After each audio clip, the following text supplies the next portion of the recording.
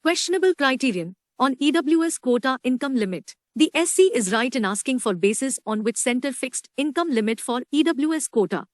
The questions raised by the Supreme Court of India about the criteria for identifying the economically weaker sections, EWS, for the purpose of granting reservation are quite opposite. Faced with sharp questions that it could not answer satisfactorily, the Union government has obtained time to reconsider the criteria, especially the income norm.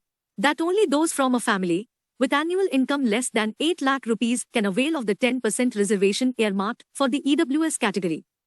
It is now a settled principle that quantifiable data or proof of a detailed study are required to justify any category of reservation, as well as the norms that determine which section gets it and which does not.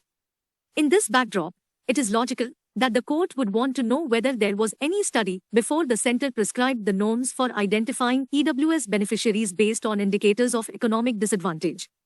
The inquiry by the three-judge bench is necessarily circumscribed by the fact that the validity of the 103rd Constitution Amendment, through which the EWS quota was introduced in 2019, is before a constitution bench. In the ongoing proceedings, the bench is considering the validity of the 27% quota for other backward classes, OBC, and 10% for economically weaker sections introduced for admission to the All India quota, AIQ, of seats in medical admissions throughout the country. It has clarified that it is not examining any policy issue, but wants to determine if constitutional requirements have been complied with. The income criterion is undoubtedly an anomalous aspect of the EWS quota. An annual income of 8 lakh rupees is the limit beyond which an OBC family would fall under the creamy layer and will be denied reservation.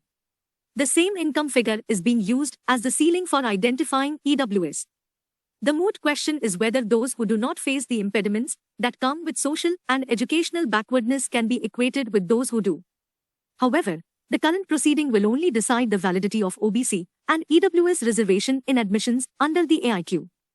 It must be noted that the introduction of OBC quota in AIQ only brings the admission norms in line with prevailing policy. OBC reservation is applicable to admissions done separately by the union and state governments in their respective medical institutions, but it was not implemented all these years for All India quota seats. This pool is formed by the surrender of 15% of undergraduate seats and 50% of PG seats by the states. The absence of OBC quota in this category was an anomaly that has now been rectified. The larger issue that remains is whether reservation can be treated as a poverty alleviation measure, and those not well off but belonging to socially advanced communities can be given a share of the reservation pie. The Constitution bench should resolve this question early.